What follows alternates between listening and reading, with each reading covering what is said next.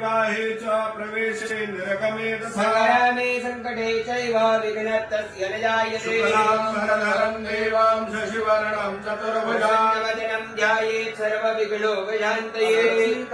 सिद्ध्यर्थं पूजितो यस्सुरासुरैः सर्वविघ्नहरस्तस्मै श्रीगणाधिपतये नमः सर्वमङ्गलमाङ्गल्ये शिवे सर्वार्थसाधिके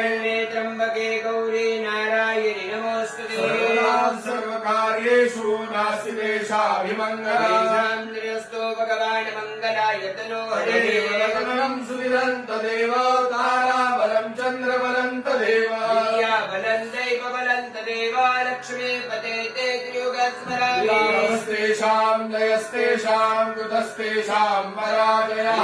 बिन्दुवरश्यामूर्धयस्तु जनार्दनः योगेश्वर कृष्ण यत्र पार्थो धनुर्धरः विजयो भूतिर्ध्रुवानि तिरुमतिर्